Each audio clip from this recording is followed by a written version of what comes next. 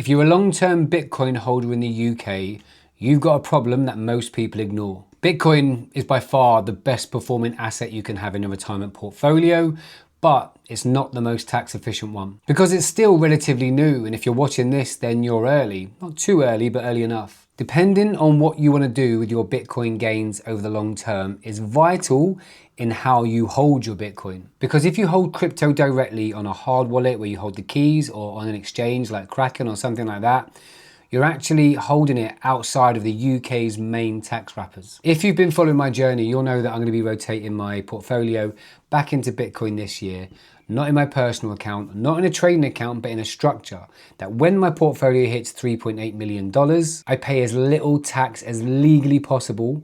My kids inherit the majority of it, and I retire on £60,000 a year. Let me show you exactly how I'm going to do that.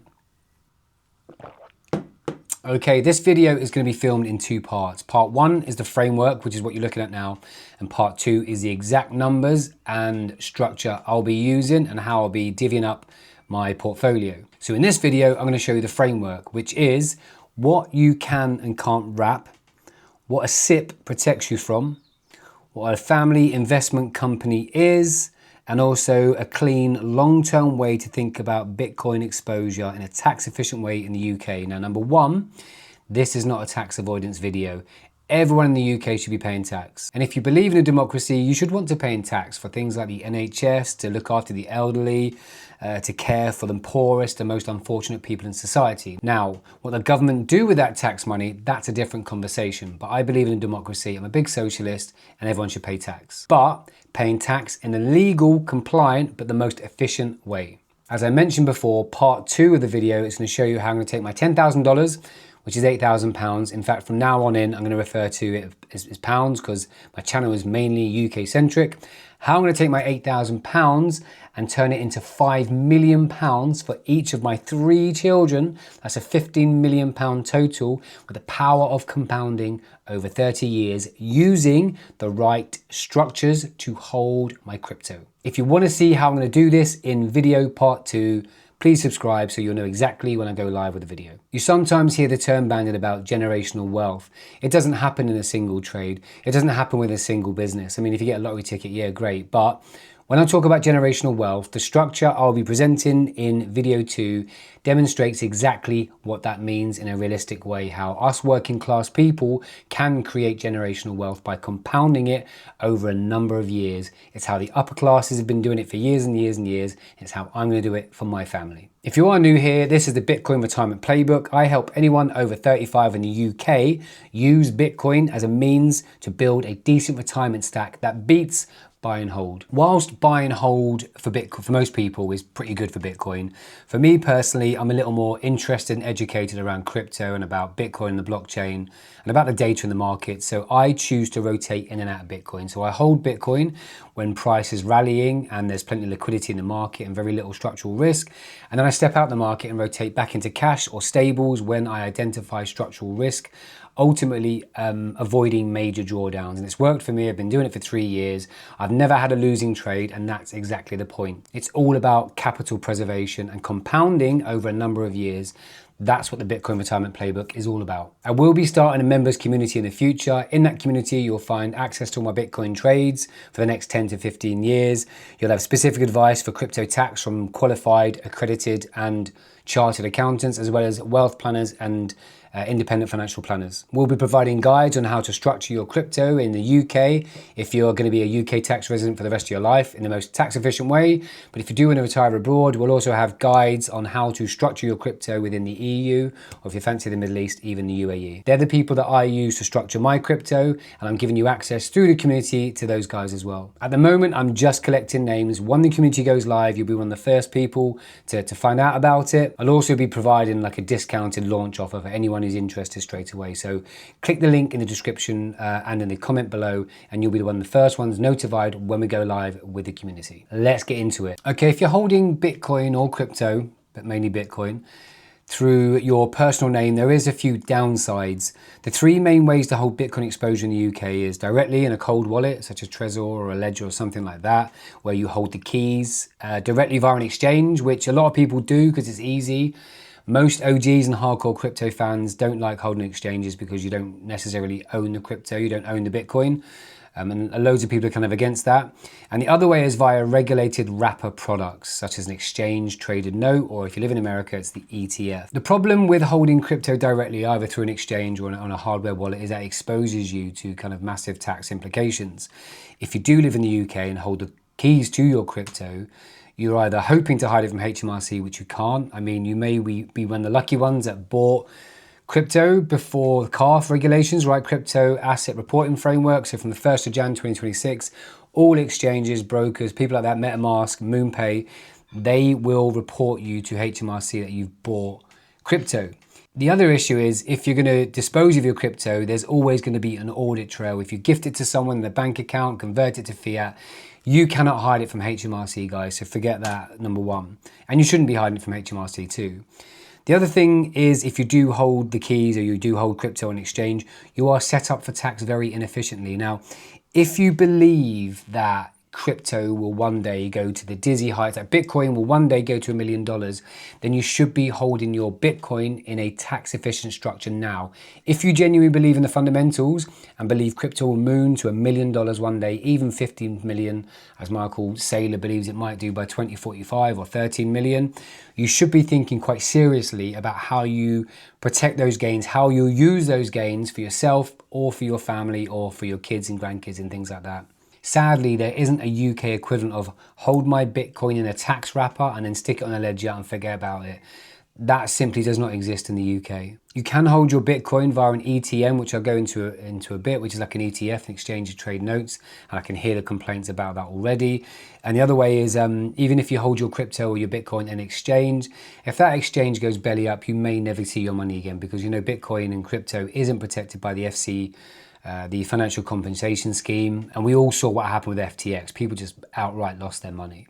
So holding an exchange is not efficient either or safe. But for my viewers of the channel, this is about Bitcoin retirement and using Bitcoin as a serious retirement asset. So the question really is, if your base case is holding for more than 5 years, 10 years, 15 years, why would you hold your highest upside asset in the most tax exposed way? If you genuinely believe Bitcoin will go to $1 million by 2034 with the Bitcoin power law projection, why would you hold it in a tax exposed way? You need a strategy to exit and dispose of your Bitcoin in the best way possible for you, because structure is a strategy. Now, in the UK, there's two main structures people need to understand for holding Bitcoin, and that's what I'm looking at personally because it works for me.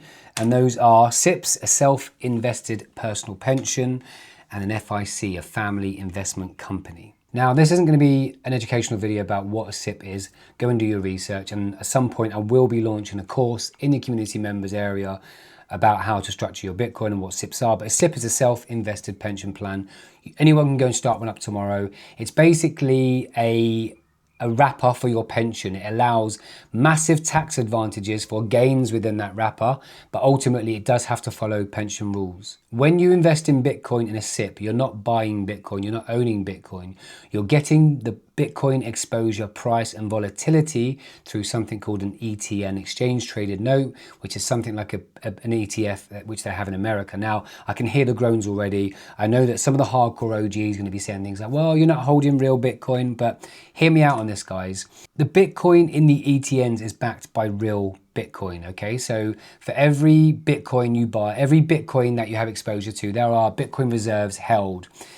The companies that hold the Bitcoin through the ETNs are actually traded on the London Stock Exchange. So the criteria is massively tight, guys.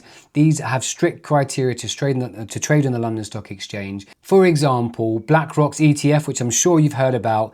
BlackRock has an ETN on the London Stock Exchange. Bitwise, who have been into crypto, institutional crypto purchasing for many, many years, they're on the London Stock Exchange, 21 shares. So these are reputable companies who hold Bitcoin, which is backed 1-for-1 per Bitcoin. So the risk of these companies going under is very, very minimal, guys. You've probably got more risk of losing your hardware wallet and your personal keys. So holding Bitcoin through an ETN, I don't see any problems with that whatsoever. The trade-off with ETNs is very, very obvious. For example, if you bought £100,000 worth of Bitcoin today, and it goes up to $1 million worth, £1 million worth of Bitcoin in 10 years, you've made a gain of £900,000. Now, if you're holding that personally, that Bitcoin personally, you're paying 24% capital gains tax on that.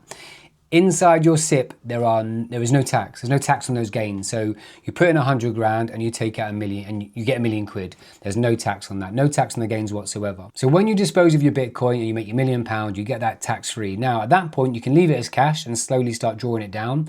You can draw down up to £268,000 of that tax free, which is a nice big lump sum. But any drawdowns after that, you're paying the standard rates of income tax at 20% and 40%. The beauty about holding your money in a SIPP is that you can reinvest that cash into dividend paying stocks and shares and live off that for the rest of your life. That becomes your pension income. And all the gains inside that are absolutely tax-free. It's only when you draw them down you pay income tax on, which I think is absolutely fine. The difference with an ETN and a SIPP is that you're actually taking product and platform risk instead of self-custody risk. Now guys, there's risk in everything. You have a pension with anyone such as an Aviva or Northern Rock, whoever it is, you're going to get some kind of small pension risk there. This is no different from any other pension. So this isn't better in a moral sense, it's just a set of trade-offs that you need to understand. That's why you should really consider a SIPP as a blend of wrappers for holding your Bitcoin. And like I said, if you decide to dispose of your Bitcoin at the end of when it gets to $1 million, you can turn that into stocks and shares and dividend paying stocks and shares, all world funds,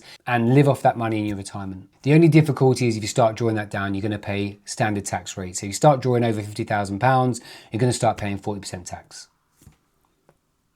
An FIC is a family investment company. Think of it as a private company that you set up just to hold investments for the long term. This is one of those instances where your family investment company can hold Bitcoin on a hardware wallet and you hold the keys to it. Now, a quick reality check, an FIC is not a magic tax loophole. Sadly, those aren't available to us. They're only available to those at the highest level of Whitehall or the White House. It is a structure, a company structure. It can be very powerful, but it does come with admin and costs, and you do need proper advice. So what an FIC actually does, very simple version, guys. The company holds the investment. That might be Bitcoin exposure via allowable instruments or holding it directly as an asset on the balance sheet where you can hold a hardware wallet and hold the keys. You do control the company through different share classes, and we'll get to that in a minute and why that's important for you and your family and your children. And you can separate control from ownership, which is a very important part. That means you can keep voting control, but gradually pass economic value to your kids over time in a tax efficient way. And I'll say this from the outset, an FIC sits outside of your inheritance tax estate. That's why it's a very useful tool. There's three main reasons why someone would use an FIC. So planning for the next generation, if you want your kids to inherit most of the upside, a family investment company can be a very, very clean way to structure that. If you want to manage the tax exposure over decades, an FIC can give you more levers of how money is reinvested and extracted over time. And ultimately keeping all your family assets in one place. A company can hold a mix of Bitcoin exposures, equities, commercial property, cash. It kind of becomes a long-term family balance sheet. Now, you might not have a need for that now. Your Bitcoin might be small now, very small kind of numbers, maybe in tens of 1,000, 5,000, 10,000. But over the next 10 to 15 years, as Bitcoin starts to appreciate over time, something like a family investment company is going to be absolutely vital to hold that equity in your family in a tax efficient way and pass those upsides down onto your children. The way I think about it is this, a SIPP is tax efficiency with pension rules as you draw the income down.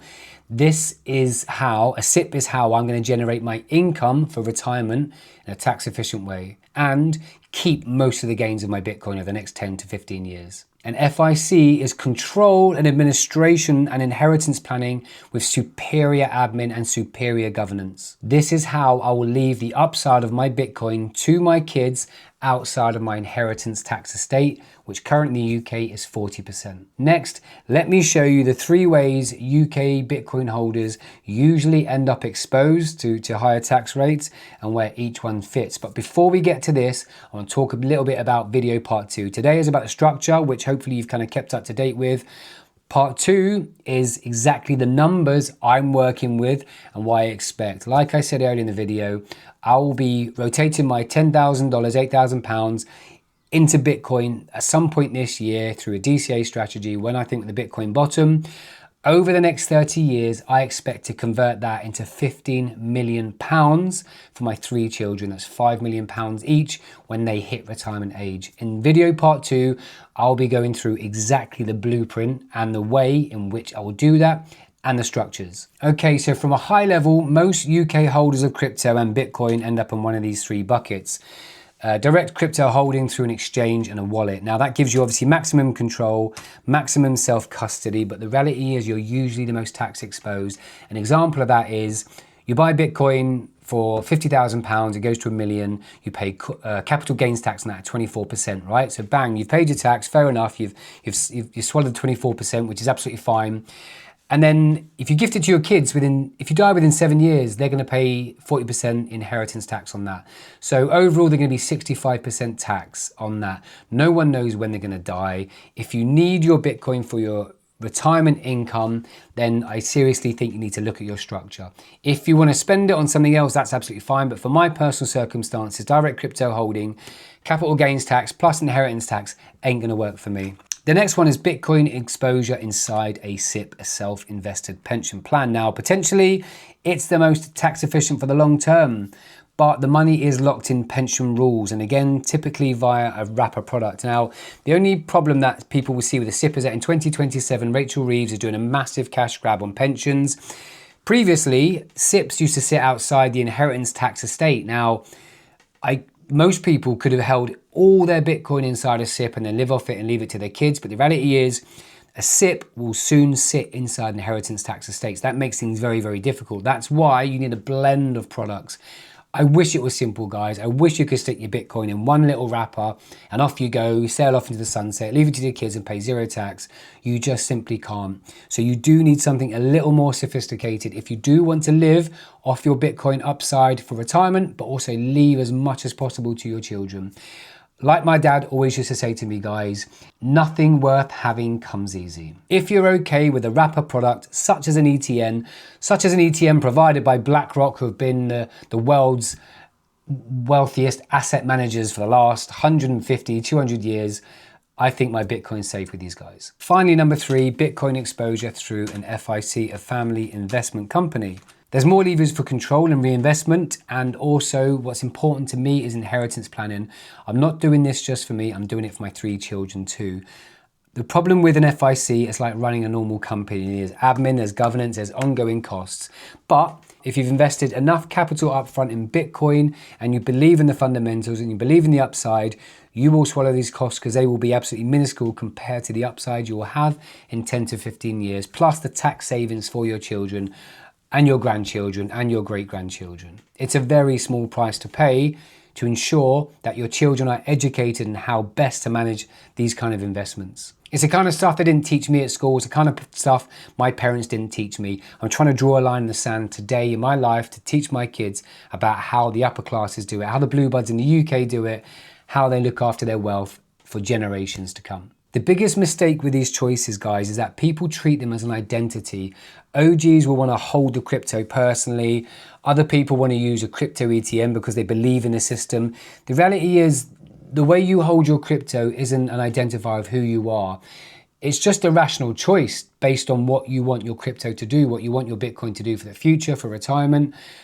These choices are a reflection of me personally, and that's why it's so important to get yourself educated and get a proper consultation with a tax specialist and a financial planner. The link below is for the email list I'm setting up to have a members-only community.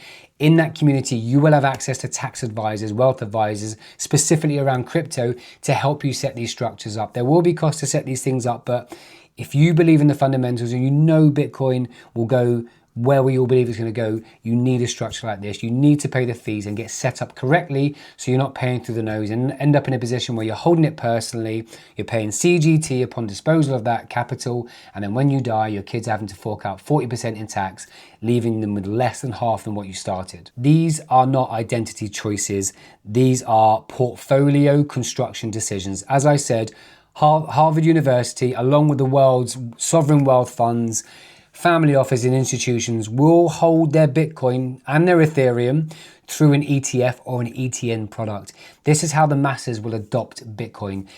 ETFs and ETN products and tax wrappers are the only way institutional money flows into Bitcoin. Get on board, guys, or get left behind. This is not advice. This is just the reality of how people will have to balance the trade-offs in terms of how they hold and utilize the upside of their Bitcoin. And for me and my personal goals, which is to live off my gains, I don't need much. So if some of my Bitcoin is sat in a SIPP, a self-invested pension plan, I can draw down £50,000 a year. It's about £4,000 a month and keeps me within the basic tax rate. And then I can leave the rest to my kids inside a family investment company. The majority can be left over there, and I can let that compound over 20 to 30 years when they decide to retire as well. Or if they want to, they can draw some down over time when I'm dead and buried. That's fine. But ultimately, leaving it in FIC to compound over 30 years will turn it into £15 million by the time my kids hit retirement age. Here is what I would do if I was starting from scratch. I would decide what I'm optimizing for. Is it maximum control, maximum tax efficiency, minimum complexity? These are some of the trade-offs we just discussed. Step 2 is I would map my current exposure. How much is in direct crypto holdings versus wrappers? For me personally, I will have some crypto in a SIPP and some crypto in an FIC. I'll be going into that in great detail in video part 2. And finally, stop making tax an afterthought. If you're a long-term holder of Bitcoin, which I know that most of the viewers on this channel are, the biggest win is not a clever trade. It's about structuring your Bitcoin holdings in a tax efficient way. If you do want a practical checklist and a video course of how to set this up yourself, what to consider with SIPPs, FICs, Bitcoin exposure, I've got a web form in the link below. Join the community, and within that community we'll have all the resources you need to follow what I'm doing and build yourself a tax efficient Bitcoin exposure in the UK. That list and eventual community is for serious long-term investors who want step-by-step guides on how to structure appropriately, the risks and trade-off explained very, very clearly from accredited and qualified chartered accountants and independent financial advisors, and eventually access to my paywalled Bitcoin portfolio trades. You can see in this video up here, the last 3 years, I made 8 trades over the last 3 years. For the next 12 years, I'll be explaining exactly when I'm in the market, when I'm out the market, and how I'm going to turn my $10,982, £8,000 into $3.8 million, roughly £2.6 million. Hit the link below, add your email, and I'll let you know as soon as that community goes live. It only takes 30 seconds and I'll only email when it matters. For part 2, where I go through all the numbers that I'm doing, stay subscribed. If you want to hit the notification icon as soon as the video goes live, I really appreciate it. The algo really appreciates it too. I'm really trying to grow this channel to make it a very credible place for long-term holders of Bitcoin who are seriously looking at it as a retirement asset. Thanks for getting this far. I'll see you in part 2.